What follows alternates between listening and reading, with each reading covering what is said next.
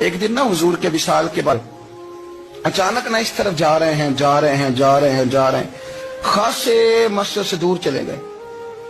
تو حضرت عمر تھوڑا طبیعت کو جانتے تھے. جناب عمر پیچھے دوڑے, کہنے لگے کدھر جا رہے ہو؟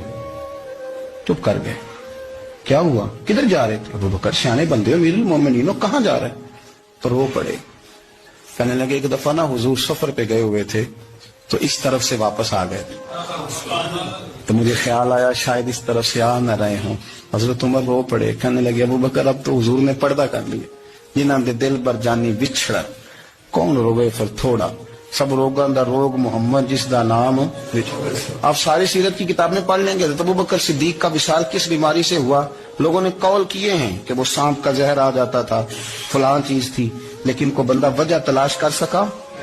کیا وجہ تھی وصال ہو گیا؟ کیا بیماری تھی؟ کیا تکلیف تھی؟ باقی وجوہات آپ کو ملیں گے. عثمان غنی شہید ہو گئے, حضرت عمر شہید ہو گئے, مولا علی, ابو بکر صدیق چلے گئے 63 سال کی عمر. وجہ کوئی نہیں بتائے گا. جب شدید بیمار ہوئے تو حضرت عمر فاروق نے ایک طبیب بلایا, بڑا سیانا تھا. اس نے سارا چیک کیا تو نباز تھا. کہنے لگا یار کو بیماری تو سمجھ میں نہیں آتی.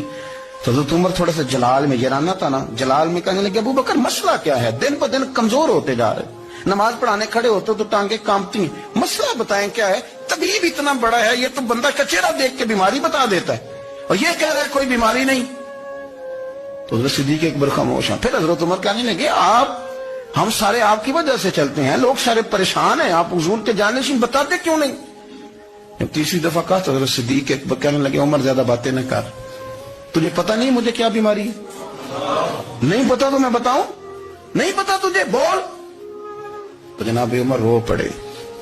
کہنے لگے ابو بکر مجھے پتا ہے آپ کا دیدار کے بغیر کام نہیں چلتا. وقت نا لمبا ہو گیا, چر ہو گیا, میں نے ترلے لیندے ہاں. کدی موڑ میرے بل باگا, خواب میری وچ ایک وار گیا میں ساری عمر نہ جاگا. مجھے پتا ہے آپ کے مرض کا, پر ابو بکر امت کو ضرورت بھی تو ہے نا.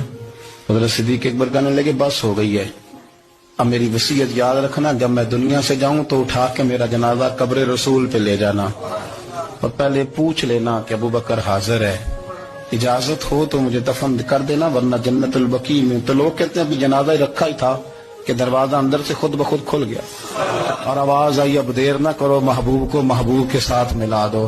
پانی پر میں سہیلیاں رنگا رنگ کڑے, اسی پر یا اسدا جانی جسدا. میں نے شروع میں ایک بات کی تھی کہ اپنی خواہشات کو نا حضور کا غلام بنا دیں. سوچیں